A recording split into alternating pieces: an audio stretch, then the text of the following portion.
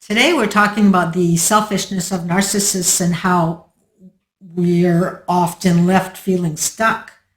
I'm Deanna King, for those who don't know me, and this channel is all talk narcissism and codependency. So let's jump right in. First of all, if you live with a narcissist, you may as well say farewell to who you once were. Say farewell to your independence, farewell to your needs, and farewell to your sense of self. As far as the narcissist is concerned, everyone is there to serve them and them only. They are by far the most selfish people that you will ever encounter in your life. Everything is all about them. What they think, what they need, what they want, what they feel. Doesn't matter what you want. That's irrelevant. From daylight until daybreak, from week to week, month to month, year to year, and relationship to relationship, every breath of life is for them and for them only. So if you're hurting, that doesn't concern them. If you're sick, that's an impediment for them. Consideration for others is just not a thing for them. Every moment of their lives is about how they can get supplies from others. So if you wake up feeling down about something, they'll make you pay for that because you aren't paying attention to them. And attention to them at that moment could mean something as menial as getting them a cup of coffee or being available when they want something or when they want you to say something. But no matter what, your mood is in the way. How you feel about anything is irrelevant to them because they don't see you as human. You're a thing. And as many call it, an extension of them. It doesn't matter if you've just lost a loved one or lost a job or any loss, really. They don't care about how you feel. They only care about how they feel. And if you aren't ready and available to them at the snap of a finger, they're going to make you pay. When it comes to a social life, you don't get to have one. And if you do, because they still don't want to look bad around others, right? They are going to ensure the time that you spend with your friends is ruined. They'll show up in the afternoon just as your friends arrive. They'll start a huge fight with you the night before an event. And that's all about jealousy and control. A healthy partner would be happy to see you happy. But with them, it's about their selfish needs. You belong to them. And you need to have all of your attention on them at all times, even if they're at work. Because how dare you be happy? They want all of your support, but they won't support you in return. If they just got a raise at work, they need for you to be really happy for them. But if you got a raise, it's completely dismissed. You're always dismissed because if it isn't about them, it doesn't matter to them. With narcissists, what's theirs is theirs and what's yours is theirs. They'll take over the business that you spent years building. They'll take your hard-earned money and spend it on their friends or other lovers. They'll take your vehicle and leave you on foot. They don't care. And to boost, they'll trash it. That happened to me. If you've created something or researched and found something, they'll take all the credit and you are nothing. They don't care that you didn't get acknowledged because what matters is that they get acknowledged. It's your birthday? They really care about that one. They care that someone else is getting acknowledged and it isn't them. That's what they care about. And this angers them. Picture a spoiled 5-year-old having a fit. And that gives you an idea or an image of who they are. Me, me, me, me, me, me, me, me. All about me. You try to talk to them about something that's important to you, but they turn around and make it about them. Or it's completely ignored. You try to express how you feel in all of this and you will be punished. They will go behind your back with smear campaigns from the beginning of the relationship to ensure the day that you walk, people will take their sides. The whole time they're love bombing you to your face. Hypocrites. They will criticize you in ways that are harmful and say the most insensitive things to you in order to devalue you so that they can feel powerful. They don't care that it hurt you. What matters to them is that they're feeling better on your dime. They will control your every move, your every decision to ensure that you remain available to all of their needs. So if you want to go back to school to improve yourself, they have something to say about it. Your happiness does not matter to them. Your needs don't matter at all, period.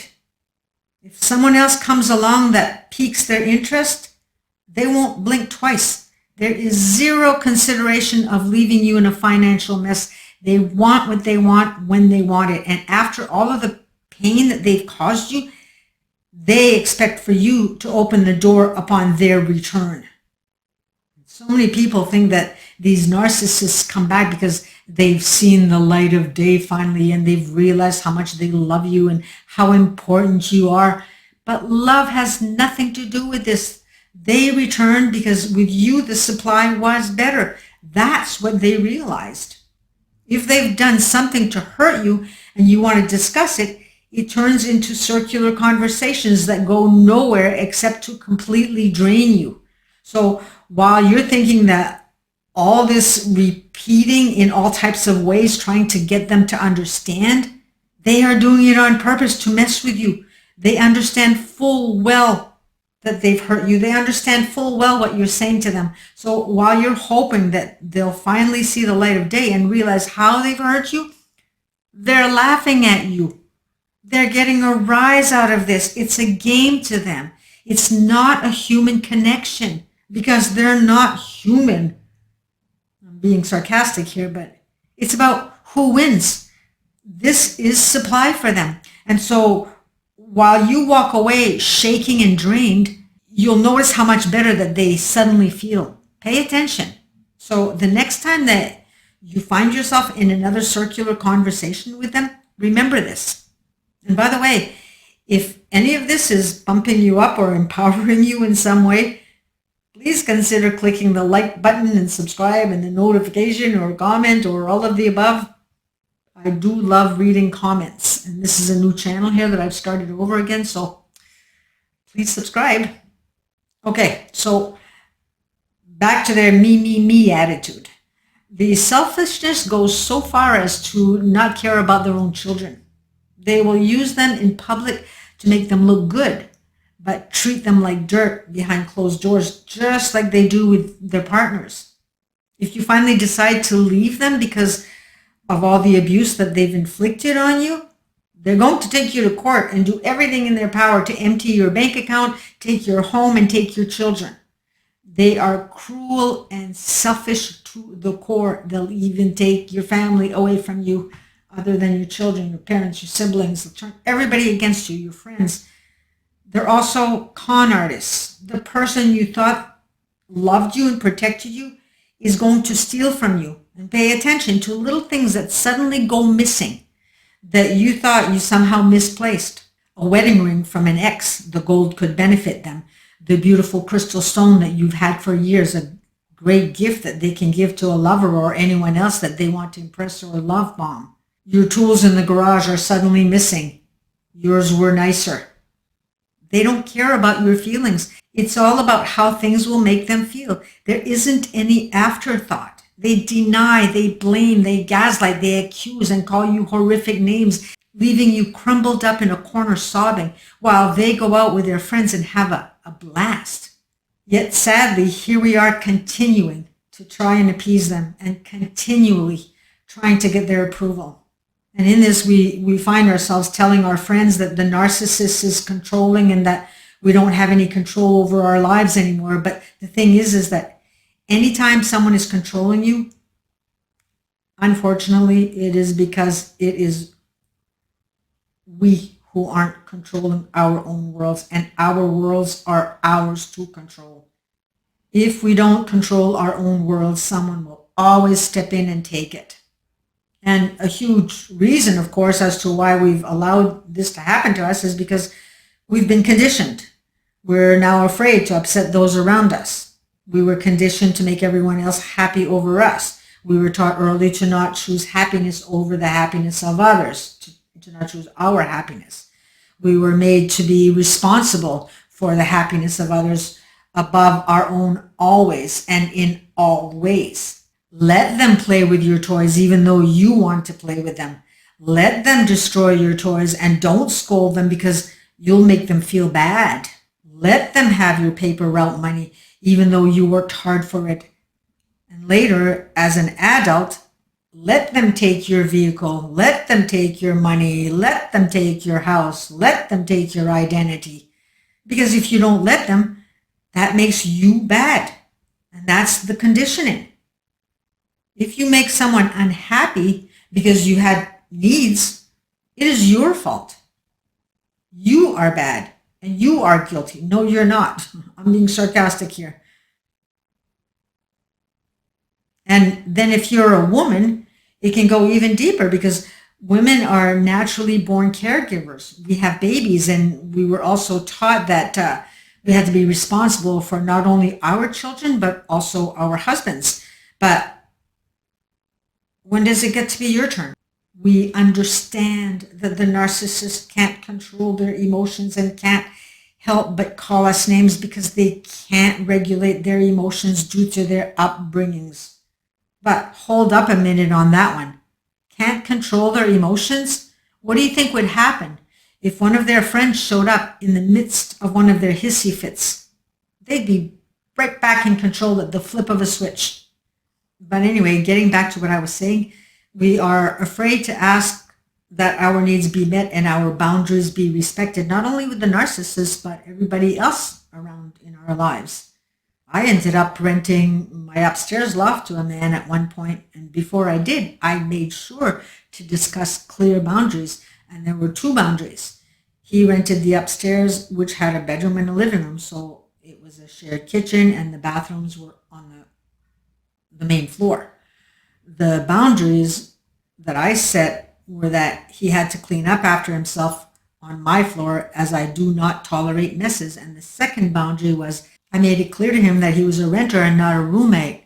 I explained to him that I needed privacy like lungs need oxygen. At first it was okay. He cleaned up after himself and stayed in his loft. But after a while, the toilet that he used, and I won't go into details here, but it was unacceptable.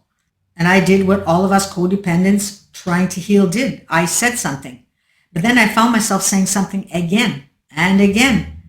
The same went for his coming in the house with shoes on, which he knew was a no-no, but he trod upstairs with his shoes on my white staircase. Then there was the matter of my space. He took that over also because he was always in the kitchen when he wasn't at work or sleeping, and he worked shift work while my business was in my home. So I found myself afraid to ask to talk about it because, well, first, I was starting to really feel like a nag here. And so I didn't want to make him uncomfortable by talking about a dirty toilet. I mean, wouldn't that be embarrassing to have to talk to someone about that like that? And then the matter of the kitchen, I was afraid that talking about it to him was going to make him feel unwanted and rejected, codependent, right? But when I found myself back into feeling resentment again, I knew I had to look a little deeper and take action. So I looked to how I was feeling. I talked to you guys about emotional literacy, right? I looked at the reality of what was going on, and the reality was that if I set strong boundaries to begin with and Charlie there wasn't responding or respecting them, that meant he wasn't respecting me, and how I felt mattered.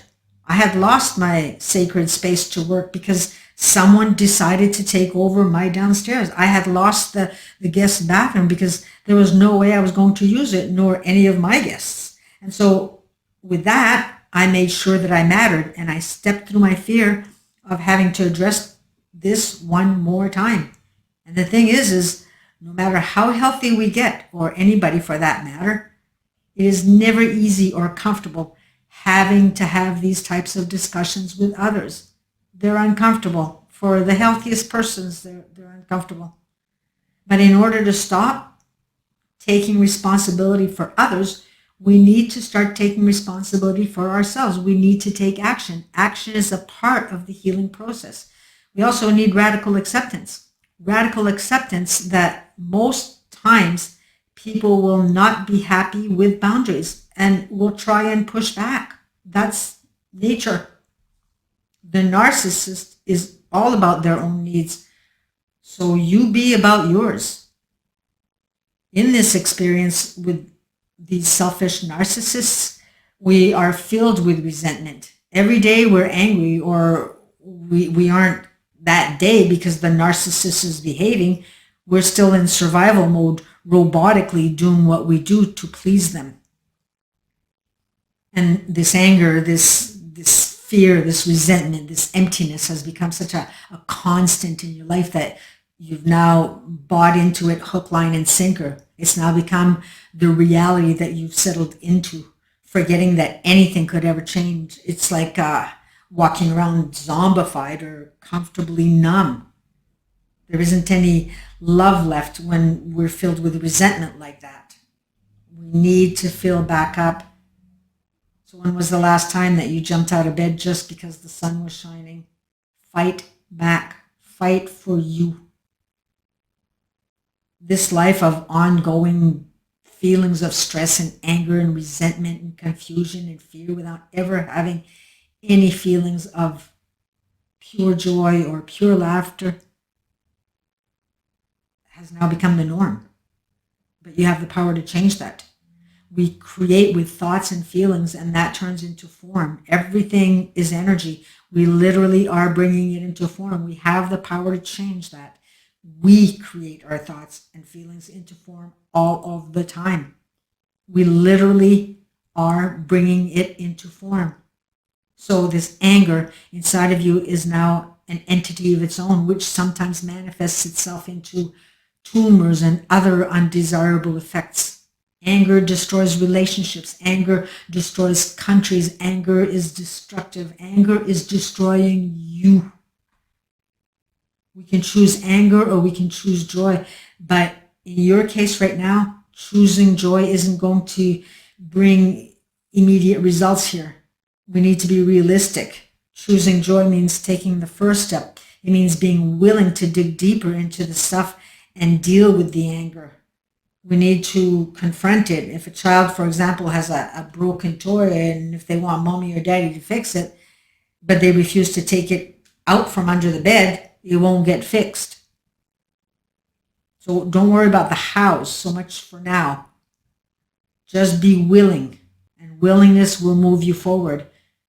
If a person is a drug addict or an alcoholic, it doesn't matter if you drag them to AA meetings all day long or take them to detox centers. As long as they aren't willing, they won't change. So ask yourself, are you willing? Because however, when a day comes where they are willing, magic happens. So be willing to change. As per the alcoholic or the drug addict, when that day comes where they are willing, magic happens. So be willing to change. Louise Hay was big on that affirmation. I am willing to change. She used to tell people to just repeat that and try that one on for size. Be willing. So thank you for listening, and don't be discouraged. I know that there are better days out there for you. So we shall see you in the next video, and bye for now. Thank you for watching.